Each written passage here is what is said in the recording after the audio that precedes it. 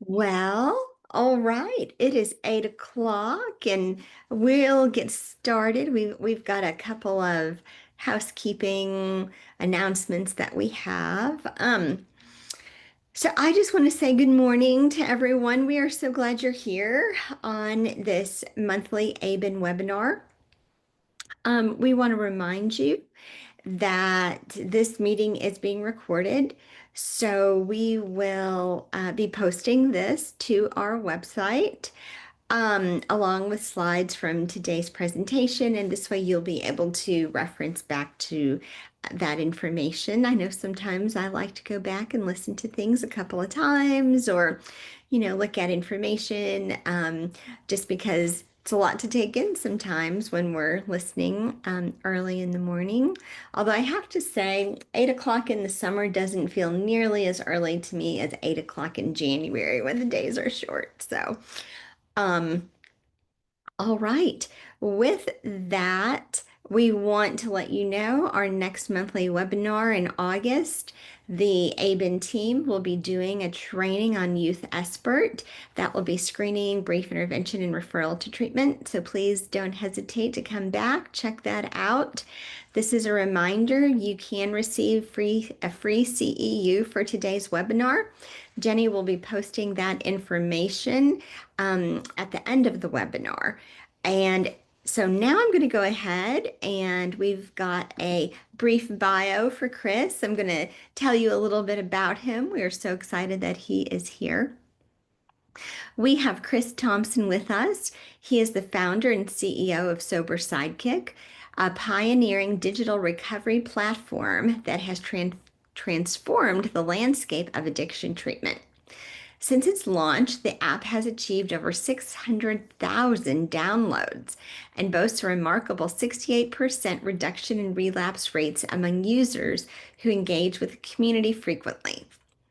Utilizing advanced machine learning algorithms, Sober Sidekick can predict relapse with over a 90% accuracy. It allows for timely interventions that significantly enhance user outcomes. Thompson's commitment to ethical recovery practices have led him to abandon a revenue model reliant on treatment center referrals, ensuring that the app's success aligns with the well-being of its users. His work has not only provided vital support for individuals in recovery, but also has influenced discussions around integrating technology into addiction treatment strategies. Sober Sidekick is a healthcare engagement platform designed to help those struggling with substance use to maintain sobriety. The app is driven by its empathy algorithm, which has ensured that no member ever goes without support from the community for a few minutes, if not seconds. The goal of Sober Sidekick is to prevent isolation and spur recovery through the giving and receiving of support through the app. And I just have to say, Chris, we are so glad to have you here. I know I've met with you a couple of times and I've gotten to hear all about the amazing work you're doing. And we're excited to put it on our um, audience and to let people that we're working with in Arkansas know what you're doing and how this amazing tool could potentially support people they're working with. So, with that, I will turn it over to you. Yeah, thank you so much and grateful to be here. Yeah, my name is Chris and the first thing I'll qualify myself as is a chronic alcoholic and an addict in recovery. And I'm have a may, may not have all the experience that you all have, and honestly, I don't necessarily feel qualified in the room to be in this room. But my goal here today is just to share what we've had the opportunity to learn with our journey and where it can be potentially helpful for you all in your journey to support this population. And I also want to start with just saying thank you for doing the work that you're doing and choosing the path that you've chosen. It's not the easiest path to choose, and it's rewarding, but it probably doesn't feel rewarding 99% of the time. Um, and the sacrifices you all have made to go down this path, I have a ton of respect for. Another thing I wanted to say is uh, I like meeting our presentations like this to be collaborative. I think it's a little boring if it's just me talking the whole time, so I do like to ask questions. I do like to get insight from people in the audience. So I don't know if it's okay or not, but I will throughout this conversation just call on random names in the Zoom, and I won't be offended if you're not in a position to talk right now or um, have nothing to share. But I just enjoy getting to know the people that I'm speaking to. So with that, I'm going to go ahead and dive in. And I'm going to start today off with a prompt, which states, in order to help people climb out of hell, we have to be willing to meet people where they are. And there's an image on the right, the strength we're taught to admire and the strength we should also admire. And one thing I always find interesting whenever I bring this up is everyone sees a different story with the image on the right. And I'm just curious if anyone would like to volunteer and go first and tell me what story you see in that image on the right. Tell me what you interpret from this. And I'm just going to put Kim on the spot to go first. And Kim, how about you tell us what you see in this image over here? Wow. Sure. So what I see at first is I see someone who is proud. They have climbed this mountain. They feel hopeful. I could just feel their excitement. And then just looking at the character on the other side, just you could see by, they're kind of slumped over their body language. They're barely climbing out of this hole. So those are my thoughts. Um, and you could tell this person looks the image to me, um, looks a little slumped over, tired, maybe that it's been a struggle to climb up this hill. Well said. Is there anyone else who would like to jump in before I just pick someone?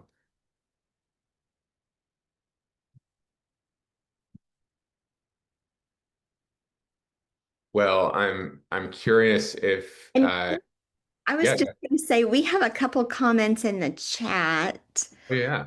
Um, so we have someone who's saying they see grit.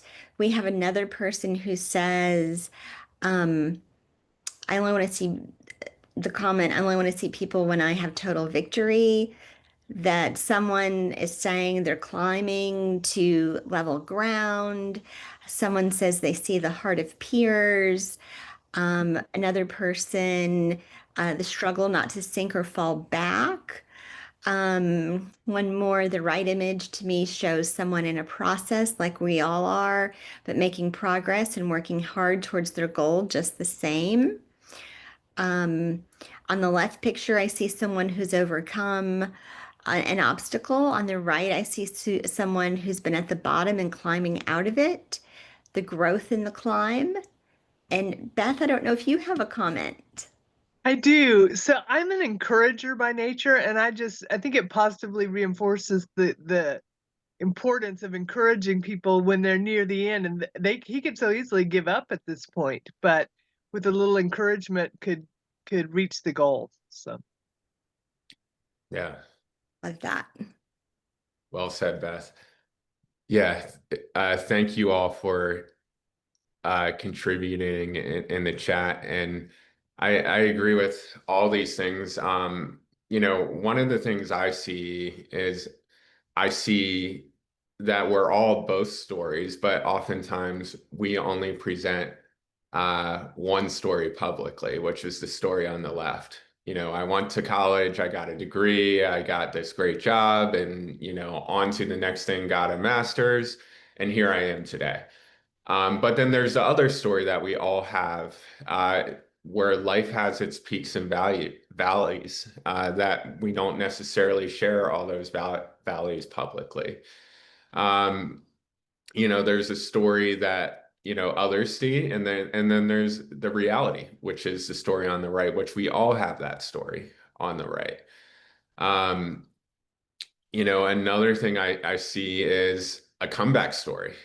Um, and the story on the left is a little bit more boring, a little bit more straightforward, but the story on the right, that person, was going along life just fine and then hit a deep valley that they did not expect to see. And at some point at their rock bottom, they found a way to get back up. Um, and when it comes to this population around addiction, I like to frame them as epic real life comeback stories, because that's what they are. And it's not easy to climb out of hell. And the other thing is, I don't know many people who have been able to climb out of this hell alone. And it took them being able to see someone else who had gone through uh, a similar peak and valley, to give them that hope that maybe a comeback story is possible for them. But a little bit of my own story. I I entered my junior year of college about 10, 11 years ago as an honor student. I played basketball at my school, and I had a very intense life circumstance where uh, alcohol and drugs very quickly became not my problem, but my best solution. And it worked. I'll be honest, it worked. It helped me get out of a lot of dark thoughts, a lot of things that I didn't know how to handle. And it worked, but it only worked for about 6 months. And around 6 months later, I found myself dependent, um, in order to function. Um, and I knew I was going down a very dark path, and I didn't know how to avoid it. At that point in time, and, being a student in school, the idea of giving up alcohol, drugs for the rest of your life, that sounded impossible and also very lonely for me. There were periods of time where I tried, and it's just like, how can I not be sober on a college campus? How am I going to have friends? Um, and I just became more and more isolated, and that hole got darker and darker and darker. And over the next few years, there were two DUIs, which resulted in a little bit of jail time, probation. Um, I didn't finish school. I failed out of college. I had a hard time being consistent with a job. And honestly, I got to a point where, suicidal ideations were pretty normal for me. And, um, there was one point at the age of 24 where I actually attempted suicide, and spent 3 or 4 days in the hospital, and then 5 or 6 days after that in the psych ward, which I will say a psych ward is not a very inspiring place for a comeback story. And I left, feeling very, very hopeless. And that summer, the summer of 2018, um, I finally got to a point where I'm like, you know what? The last thing I haven't tried is going to rehab. Um, I don't believe there's much hope for me, but I might as well give it a try. Um, and I called a hotline, and I thought it was a hotline, but it was actually a marketing line for a treatment center in LA. And they had me on a flight from Philly to LA at 6 a.m. the next day. Um, and I want to rehab with the perspective that these these people are the medical professionals. Apparently, I have a medical problem. Maybe they can fix me. But at that point in time, the guilt and shame was too much for me to take uh, ownership over my life. And I went to rehab 30 days. By day 30, I felt like I was I had cracked the code. Um, and I graduated rehab, and and I'll just, full uh, uh, I maybe should have warned you all, but I tend to just uh, be as honest and transparent as possible when it comes to my own story and my own experience. But the next day, the first day out of rehab, a girl asked me if I wanted to do coke, and without even a second thought, um, I went out and first day out of rehab, and that sprint ended with me taking more from the dealer than I was capable of paying for. It ended with a machete to my throat for a period of time because of the very stupid mistake I made. And I walked away from that situation just thinking, what in the world is wrong with me? I just flew across the country to go to rehab, and it only took me 24 hours out of rehab to end up in the same position. And the guilt, the shame, was just, you know, unfathomable. And, I tried again. I went back to the same rehab the next day, which was really hurt my ego. And then for the next few months, I was just in and out of rehabs in this cycle of hopelessness. Um, and the last run I went on a few months later of going to California, I had pretty much just given up. I was hoping to die in this last run. Um, and the last week was a blur, but I know I slept on the sidewalk the entire time. I know I lost my phone. I know I lost my wallet. I know it got to a point where the final 2 days, no phone, no wallet, I was just walking into supermarkets, grabbing a bottle and walking out because I had to get over the delirium tremens. I had to get over the shakes. I couldn't function or think straight or hold myself back from running into the street um, without something in my system. Um, and I woke up one day after drinking a sh a shitty bottle of wine that I couldn't even pop open the cork because I didn't have a bottle opener, and I just broke the bottle on the sidewalk and drank out of a bottle that with like glass shards, and I woke up that day and it was raining and it was Thanksgiving Day, and I realized it was Thanksgiving Day, and I was just like, how did I get to this point? Um, and that's where a thought that I had heard from being going to a couple AA meetings popped into my mind, which is like your best thinking got you here, like your best solution got you here.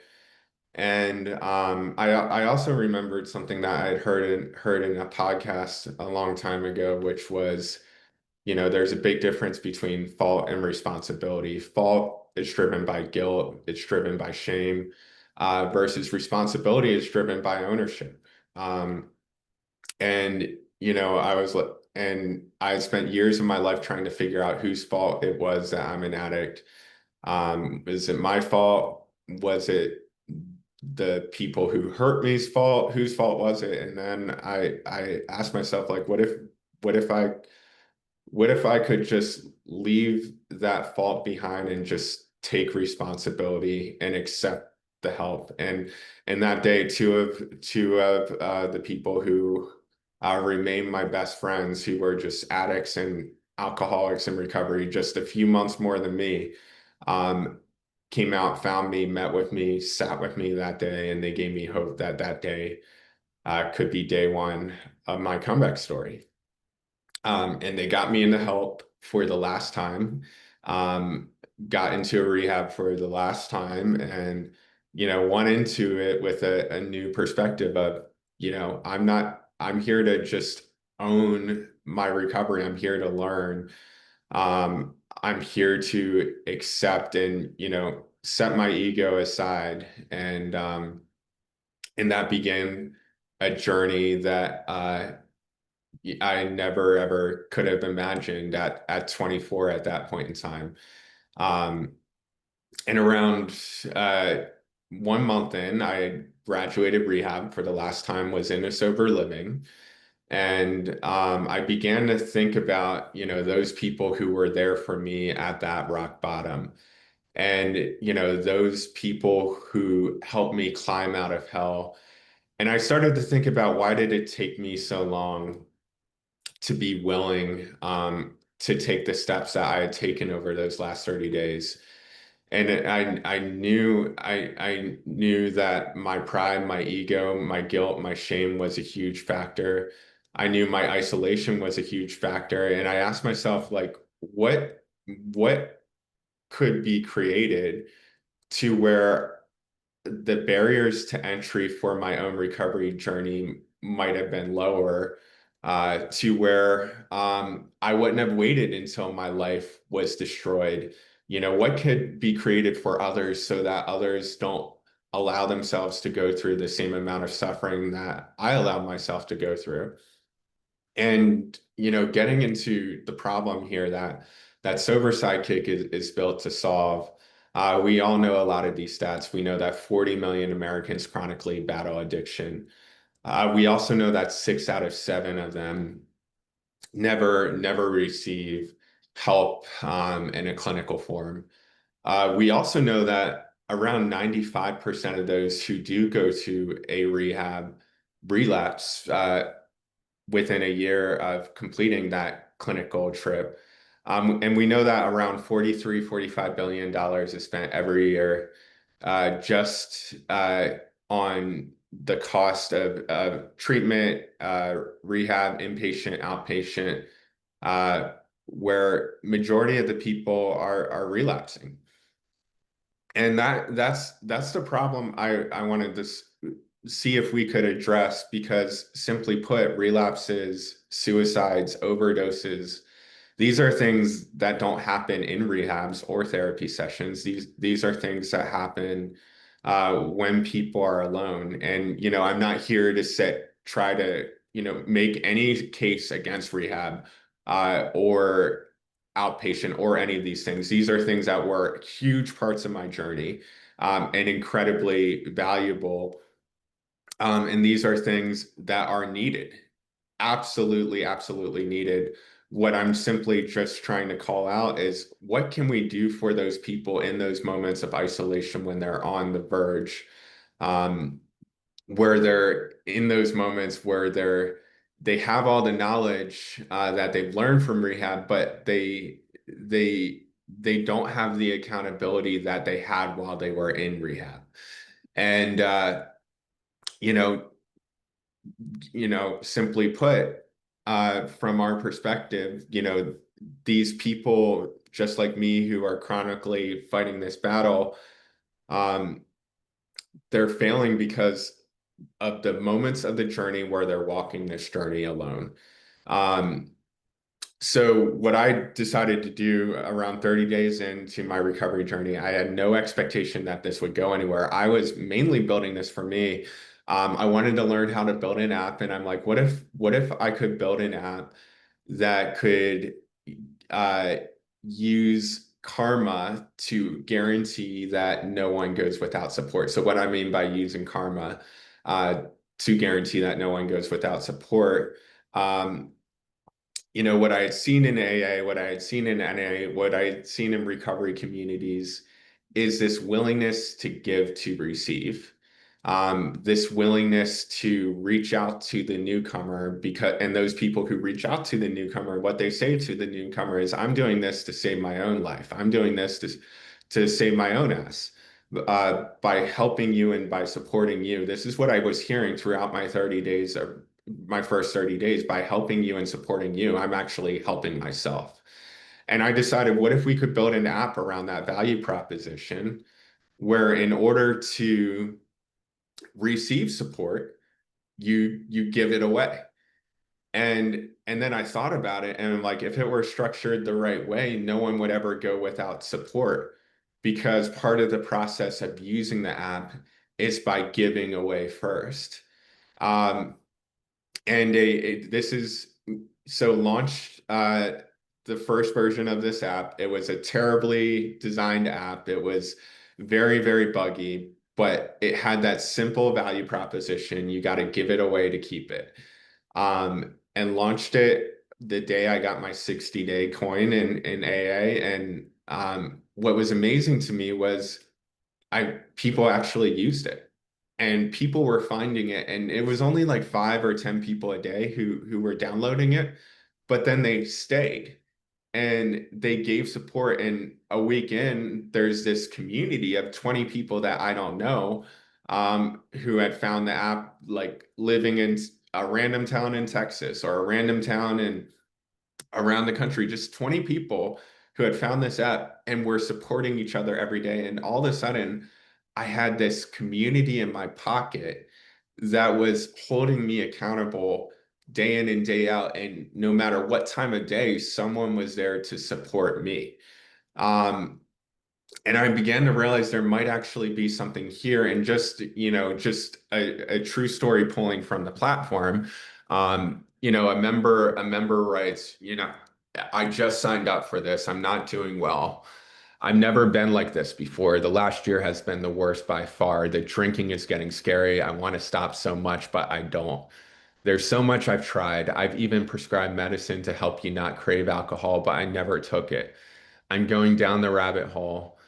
Maybe if I don't feel alone, I won't feel so bad. When I saw that person post this, I'm like, that's me. That's me. That's exactly where I was. But what happens with this platform and the magic of this platform, because of the give it away, the give to receive, the karma built into this platform, within minutes, 17 people reach out to her with written support. And it's not great job, it's not keep going. It's thoughtful support of relating to you, giving guidance, sitting with you, meeting you in hell, and helping you climb the way out. And this is not a success story. This is the standard user experience within this platform. So since Sober Sidekick launched in 2019, there have been 0 people who ever wrote a post that didn't have someone reach out to them with written support. And typically it's in minutes, if not seconds. So that means a single mom who's on the verge of a relapse at 2 a.m., completely burnout, you know, hasn't been to AA or hasn't been to NA, or maybe she has and her next meeting is until tomorrow. And the craving is real, the trauma is real right now at 2 a.m. She writes a post on Sober Sidekick, and 7 people are going to reach out to her in that critical moment, meet her in hell at 2 a.m. and help her climb out. And it's 100% free. And it was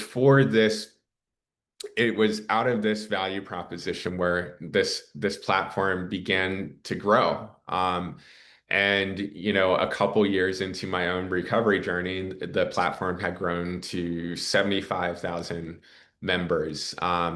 And it was around that point in time where 2 years in, I moved out of the halfway house and started to rebuild my life even further. And this platform has been there every step of the way for rebuilding my own life. And a lot of people come to me and they're like, what a great act of service. And I'm like, no, like I'm just trying to stay sober. Like this helps me rebuild um my own life. And no member, once again, has ever gone without support. And today, the platform sits at around 800,000 total people who are using it. We're seeing around 1,000 people join the platform every day. And I'm just gonna just, hopefully the screen isn't too small, but just show you a window into the platform over here. Um, I don't know if you all can still see my screen. Um, it may have. Yes, I can still see it, Chris. So you can see a scrolling around on an app. Are you able to see that? It looks like it says two comments, glad to be back, and then three lessons I learned this year. Oh, okay. Yeah. So actually, I'm going to see if I can just make this bigger. Okay, that's better. Um, Yeah, so giving you a preview of the platform, once again, free to download in the App Store. 20,000 people have written reviews about it, average 4.8 out of 5. But if you're curious what the platform looks like in itself, the first thing you'll see here is it's tracking your sober time. That's often the hook to get people in, is just here's an app to track your sober time. But it's a bait and switch because we're trying to get you to engage with your community, to not isolate and to get connected with others. And one of the first things you'll see as a returning user is you're going to see the impact that you've had on your community, the butterfly effect you've had. So you supported one member who's been sober for 350 days, which led to them supporting three other members who have been sober for 953 days. So, as people give support, showing them and reminding them that their recovery has a butterfly effect, and everyone they touch in a positive way will then touch others in a positive way. And then as you scroll through the platform, you'll see a social community that feels intuitive, feels similar to what you might see on on Instagram in terms of layout and design, but with a singleness of purpose where everything, all the content in this community is around the concept of supporting others, being vulnerable, and empathy over ego. And now you'll see this give to receive where before my post goes live, the app actually selects someone for me to give support to. Um, so this is how we're able to guarantee that no one ever goes without support, because the app is choosing who you give support to based on who needs it the most. What we'll also see here, going back a second, is uh, yeah, Sorry to interrupt. I don't think we're seeing what you're trying to show us, the different functions and okay. areas. It Sorry. looks like you've paused the screen sharing. Okay. All right. Thank you for stopping me. Yeah. We'll give this another, another, another try here. No worries. We understand technological delays. I have at least one a day. Yeah. How about now? Oh, yeah. Your first motivation, do it for you, the day you want to quit, never alone. Yeah. All right. So we're back. But yeah, so I had already talked through a lot of these things, but tracking sober time, that's the bait and switch to get people to join so we can get them to engage with their community. Majority of the people who join this platform, it's their first week of sobriety. And they have never been to AA, they never been to rehab. Um, so it's our goal to get them out of isolation, get them connected so that they can then begin to think about what are those next steps for them. You see the butterfly effect here. You supported one member who went out and supported three more members. And then as we scroll, you'll see a social community where everything is around the concept of vulnerability, honesty, support for others, and asking for support for yourself in your recovery journey. And we don't allow any content that goes outside of that. So for everyone who joins this community, it's a safe place where, there's no politics, there's no ads, there's no ulterior motives. It's just give and receive support from others and hold each other accountable. Another piece I'll add is the member is in 100% control of their anonymity. So you do not have to show your face. You do not have to share your real name. And that's critical because oftentimes for people to make that first step, you know, Alcoholics Anonymous isn't anonymous from the perspective that you walk in, you show your face, and you say, my name is Chris and I'm an alcoholic. Alcoholics Anonymous saved my life. I still go to multiple meetings a week, but it can be a scary first step. And, this lowers the bar to that first step. And then there's 24/7 AA meetings, NA meetings that people can join through the platform, through Zoom without having to show their face. So lowering those barriers to entry. What you'll also see here is the gamification around this platform. It's built around we, with empathy, without ego. Every existing social media platform is gamified around ego. It's designed around ego. Uh, it's it's it's meant to trigger your ego. And everything about this platform is meant to limit ego and to optimize for empathy. So you're not going to see any influencers within this platform. You're just going to see people. The top people are the ones who have given the most support this given day. Um, and it's really the culture of the community that makes it special and makes it stick. Um, and it's a work in progress from my perspective. It's always a work in progress. It's been a work in progress from day one. But where it fits into healthcare here, and where we began to learn some real unlocks over the last few years as we've gotten more and more engagement. There's a Harvard case study about our company, and it was about our shift from initially one of the primary funding sources of this platform was from marketing teams for rehab facilities. And what I realized through that experience is that there's nothing wrong with working for a marketing team at a rehab, but if that's our primary and sole source of revenue, it's going to corrupt our mission of uh, being here to drive down relapse rates, to support sustained sobriety, um, and support people, after they get out of rehab. We don't want to have an incentive for them to go back. And there's a Harvard case study about my decision to go from um, significant revenue to zero revenue. Um, and because I could no longer feel aligned with relapse being something that could be a source of funding for us. So we went to zero revenue. There's a Harvard case study about that decision. There was an investor who told me that they'd be our first investor, lead our round if we were willing to scale that model. And I realized I could no longer serve both sides. And as a company, we're only going to win when the members win.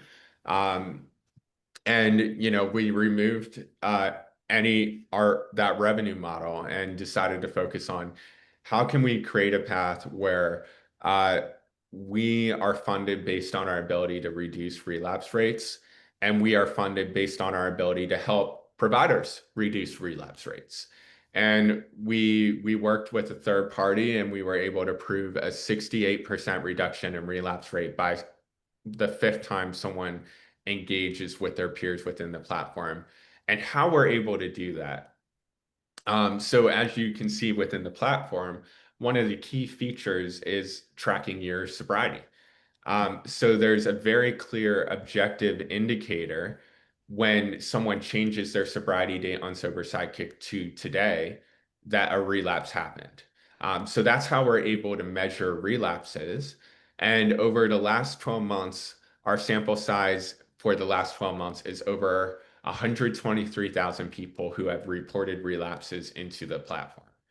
Now, that data is incredibly, incredibly valuable because we don't just have the data that they relapse, but we have all of their behavioral data within the platform that's able to tell us what are the themes in those who relapse and what are the themes in people who don't. What is the behavior of people right before a relapse? And how can we understand that need sooner so we can get proactive and preventative? And one of the biggest themes we've seen is that members who have engaged with a peer 0 times on a monthly basis are reporting relapses 2x more than members who engage with a peer once. So what this is telling us is that someone who uh, writes a comment within the app uh, is 2x less likely to go into the app and change their sobriety date than someone who has not commented or posted within the app over that last month. That person is 2x more likely to go into the app and change their sobriety date and report a relapse. And that's an incredibly important data point. We all know that isolation is one of the biggest triggers for relapse. But knowing that, there's a path to hitting that head on with just knowing that if they're writing a comment on Sober Sidekick on a monthly basis, their chances of relapse are 50% lower.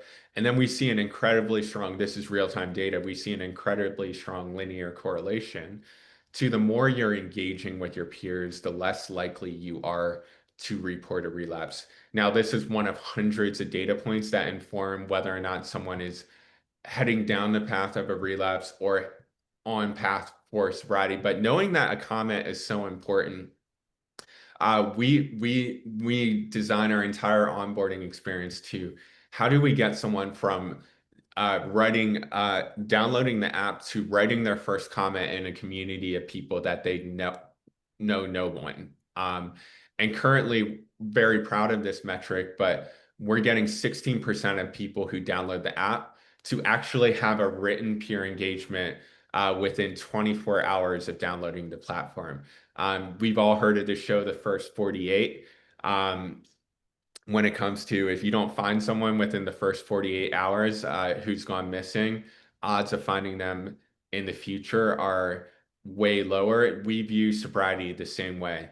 The first 48 hours someone is downloads an app, admits they have a problem, we need to get them support. We need to get them connected then because I know personally that with the guilt, the shame, the trauma, my moments of willingness were short and fleeting. And I'm so grateful for the people who were all in those moments of willingness for me. Another factor within this platform as a result of keeping people engaged, building habits around their journey, is we're able to track relapse rate months and years into their journey. So Purple, we see a cohort of members who joined 12 months ago. We're able to see how their relapse rates have changed over time, going from around 17% to now around 9% on a monthly basis. Green is a cohort of members who joined 6 months ago. Sobriety is a lifelong journey. A lot of people don't know the fact that 50% of people who get to 1 year of sobriety, which is a huge accomplishment, don't get to years two. One of my best friends who was actually there for me on my day one relapsed after 2 years and died. And I had to go to his funeral. And he's one of the people who I'm forever grateful for. Um, and just recognizing that he was humming along life just fine. And then he hit a rough spot. His sister died. His sister overdosed. He did not cope. He did his best to cope with it, but 6 months later, he decided to use again, and that resulted in his death. Sobriety is a lifelong journey, and we have to be there for people in that continuum, between years 1 and 2, between years 2 and 5. And as we go along, connecting people to the right resources along the way. And then the last thing I'll highlight here is, due to the volume of data and due to the volume of people using this platform, we're able to run linear regression on, you know, every time someone views a post, how does that impact their relapse rate? What post do they view? Based on what post they view, how does that impact their relapse rate? Every session, every view of a resource within a platform, any treatment center that they're referred to, how does that impact their relapse rate? And we're able to combine these hundreds of data points on hundreds of thousands of people to where we're able to predict in real time for any member who's utilizing our platform their likelihood of relapse. Now, this is not, I often get this question. This is not something we show our members. Your likelihood of relapse is X. It's something that we use behind the scenes to ensure that our own internal team, we have our own customer support team where it's their job to reach out to the people who are at risk of relapse, and see what they can do to help those people, see if they can go the extra mile for those people, find them an AA meeting in person in their area and call them on the phone and stick with them at each step of the way, and then text them the next day and ask them how that meeting was that they want. Help them find a sponsor, help them find a treatment center that accepts Medicaid in North Dakota. All of these different things, we have a team that exists internally where it's your job, where the app has identified people who are at risk, to go the extra mile and to do whatever it takes to help them stay on track. But this is our model in real time, and the performance right now is at 97% in terms of predicting the likelihood, predicting the score of a relapse. So what we see here is based on behavior. There's a score that every member is assigned on the platform to that likelihood of reporting a relapse. And what we can see here is all the different inputs going into it that either have a positive or negative effect on a potential relapse in the future. So, taking a pause here, I'm not someone who believes Sober Sidekick is the solution for recovery. I'm not someone who believes AA is the solution for recovery. I'm not someone who believes that treatment is the solution for recovery.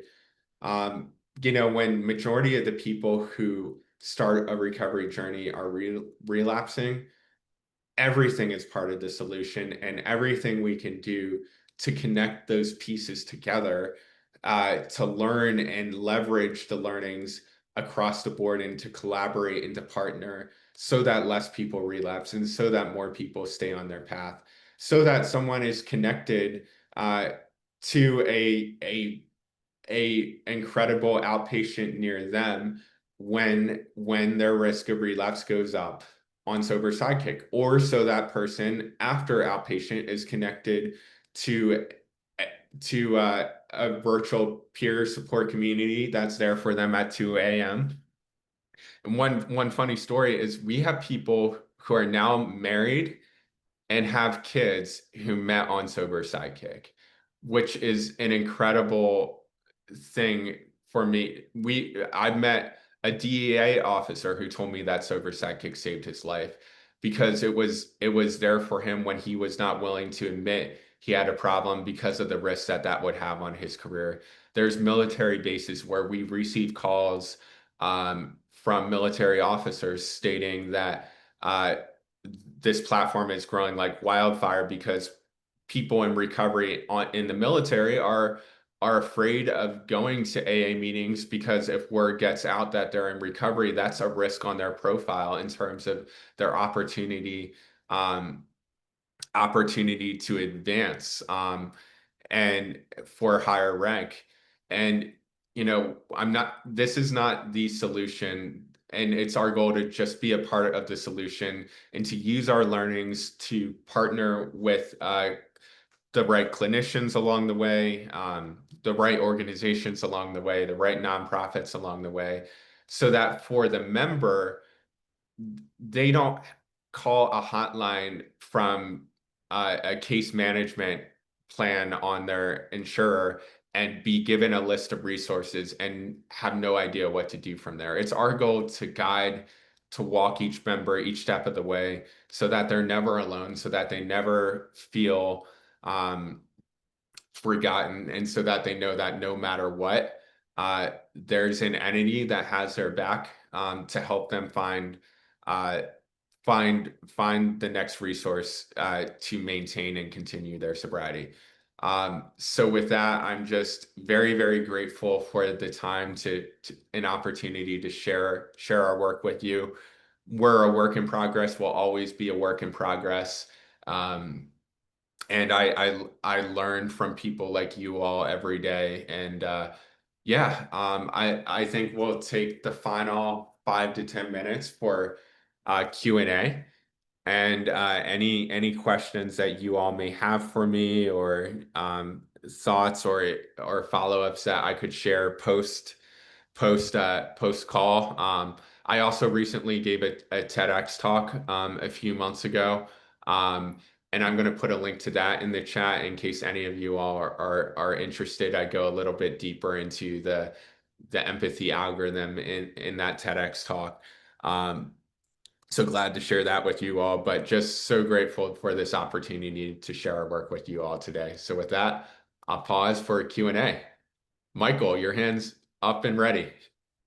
Yes, sir. Been trying to come up with questions the whole presentation. First and foremost, thank you so very much for sharing your story. I find that to be truly valuable and super impactful. I'm very impressed with everything that you put together. I think that this is absolutely amazing. A couple of questions that came up while you were talking about it. You mentioned that you ensure that the posting is a safe space and that people are only posting things that are relevant for the recovery. How do you moderate the kinds of communication and posts that are put up on the website to ensure that they stay sobriety focused? Yeah.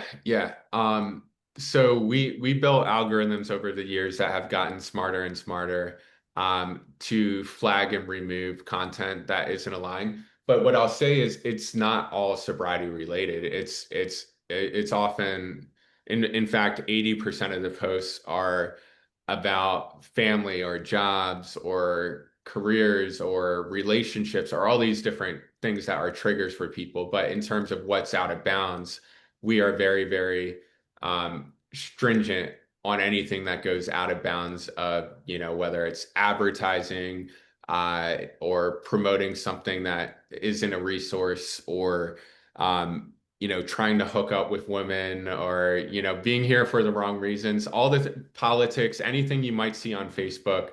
Um, and then the other factor here is, our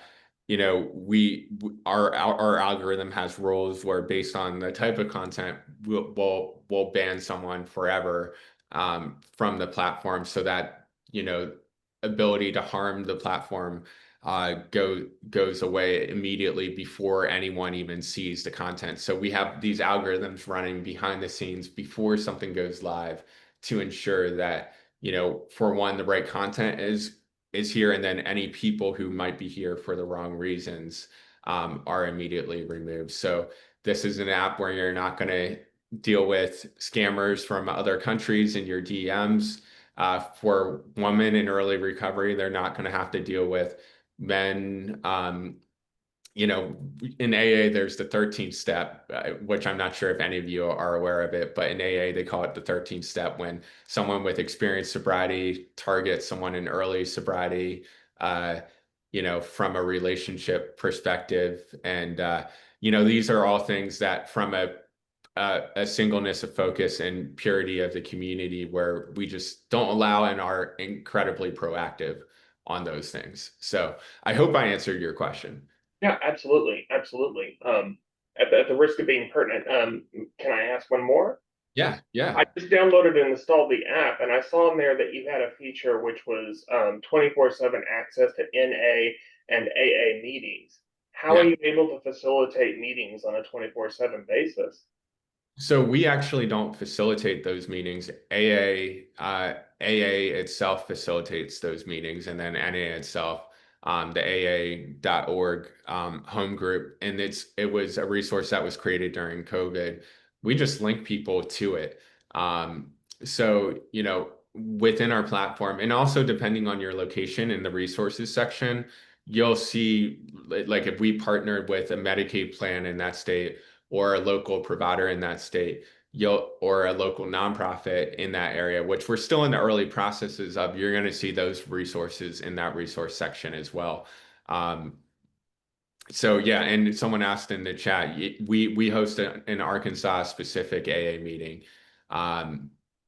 Thanks, Nicole, for as a result of our partnership with Ambetter here in the state. Thank you, Chris. I appreciate it. Hey, we've got 4 minutes, so please don't be shy and come off.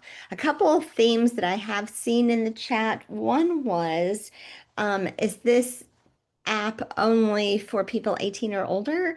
And how would you address adolescents?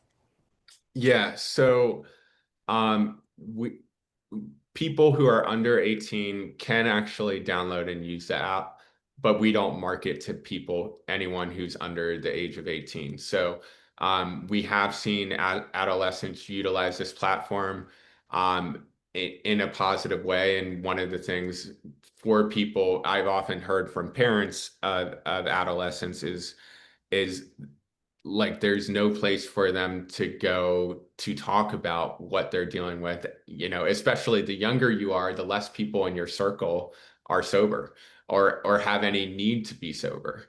Or like even if they don't drink or use drugs, they're not going to get the fact that you're an addict at 15. They're not going to understand it.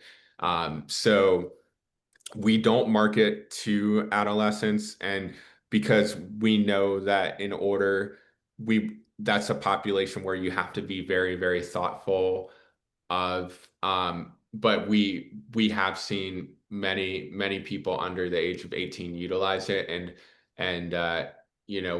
we've seen positive outcomes there. I just don't feel personally like we're ready to have a platform specifically for adolescents yet, but it's on our roadmap to get there. Now that's awesome because, as you said, there's such a huge need and there's limited resources available. We had one question in the chat. Could you talk a little bit more about the AA meeting in Arkansas that is being connected to? Yeah, so the meeting we run in Arkansas, it's actually not an AA meeting. It's similar to AA, but it's agnostic of AA.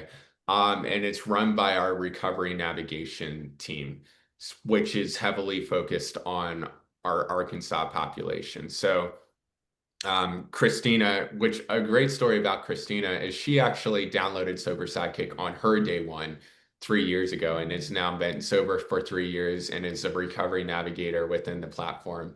And she's now full circle. This app, from her perspective, saved her life on day one, and now she is full time on our recovery navigation team, running meetings, and specifically ones in the state of Arkansas. And then what's great about Christina is she's a full-time resource of the company for the members. So as people join that AA meeting in Arkansas run by Christina, she also then supports them with follow-up.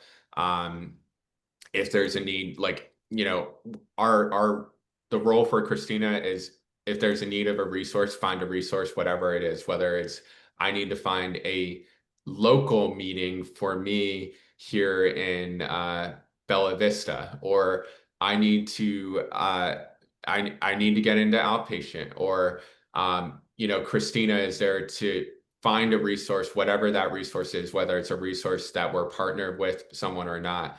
And Jordan, any 2 cents you want to add there real quick? I know we're at the top of the hour, but since you're here, you can answer this slightly better than me.